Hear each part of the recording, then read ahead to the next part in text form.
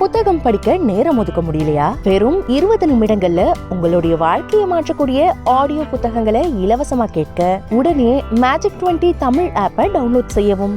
பெங்களூரில் பாஜக வேட்பாளர் தேஜஸ்வி சூர்யாவை ஆதரித்து தமிழக பாஜக தலைவர் அண்ணாமலை பரப்புரையில் ஈடுபட்டு வருகிறார். இந்நிலையில் காங்கிரஸ் வேட்பாளரை ஆதரித்து அந்த கட்சியின் தேசிய தலைவர் மல்லிகார்ஜுன கார்கேயும் வாக்கு சேகரிப்பில் ஈடுபட உள்ளார். அனல் பறக்கும் கர்நாடக தேர்தல் களம் குறித்த கூடுதல் விவரங்களோடு செய்தியாளர் விக்னேஷ் முத்து நேரலையில் இணைந்திருக்கிறார். விக்னேஷ் முத்து, 2 கட்சிகளும் மாறி மாறி ஒவ்வொரு கட்சி மீது குற்றச்சாட்டை வைத்து வாக்கு சேகரித்து வருகிறார்கள். கள நிலவரம் எப்படி இருக்கிறது?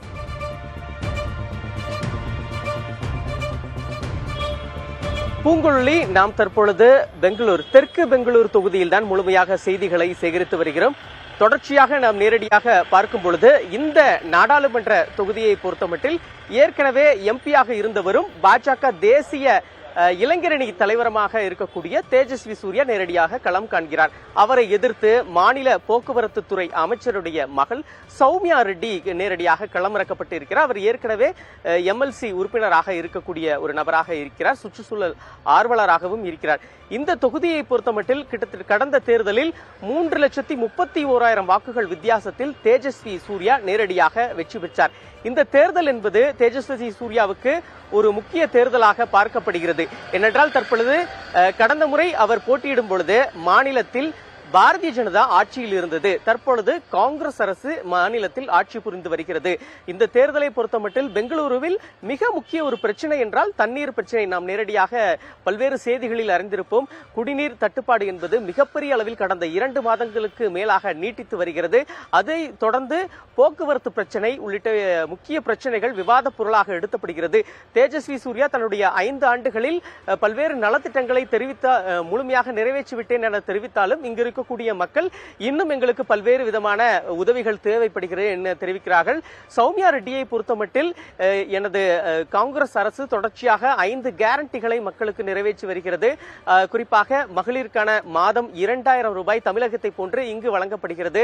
அதே நேரத்தில் இலவச பேருந்து பயணம் பெண்களுக்கு வழங்கப்படுகிறது என்ற வாக்குறுதிகளை முன்வைத்து தன்னுடைய தேர்தல் பரப்புரையை தொடர்ச்சியாக ஈடுபட்டு வருகிறார்.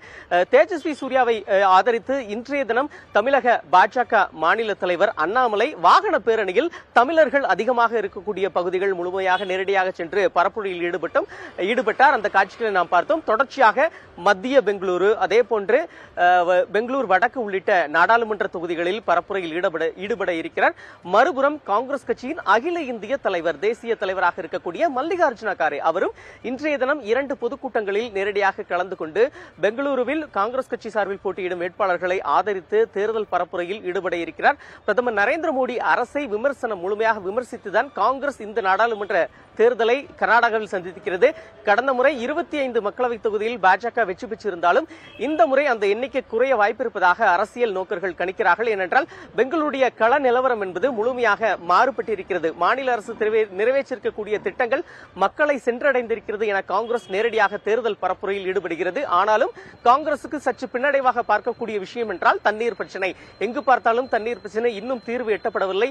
பெங்களூரில் தற்பொழுது கோடைகாலம் என்பது அனலாக எரித்து வருகிறது. கூடுதலாக தண்ணீர் தட்டுப்பாடு ஏற்பட்டு இருக்கிறது. இதனால் ஏற்கனவே காங்கிரஸ் கட்சியைச் சேர்ந்த துணை முதலமைச்சர் டி.கே. சிவகுமார் எங்களுக்கு வாக்களித்தால் உங்களுக்கு தண்ணீர் கிடைக்கும் என்று தெரிவித்த விவகாரம் தேர்தல் நடத்தை விதிமுறைகளுக்கு எதிராக ஆகி அவர் மீது வழக்கு செய்யப்பட்டிருக்கிறது. இதேபோன்று பாஜக மாநில தலைவர் விஜேந்தர் எடியூரப்பாவின் மகன் மீதும் வழக்கு பதிவு செய்யப்பட்டிருக்கிறது. என தேர்தல் களம் என்பது ஒருவர் நேரடியாக தாக்கி அந்த தேர்தல் களம் சூடாக இருக்கிறது.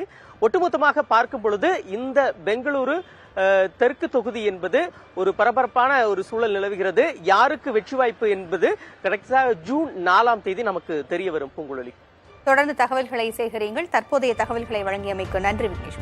புத்தகம் படிக்க நேரம் ஒதுக்க முடியலையா? வெறும் 20 நிமிடங்கள்ல உங்களுடைய வாழ்க்கையை மாற்றக்கூடிய ஆடியோ புத்தகங்களை இலவசமா கேட்க உடனே மேஜிக் 20 தமிழ் ஆப்பை டவுன்லோட் செய்யவும்.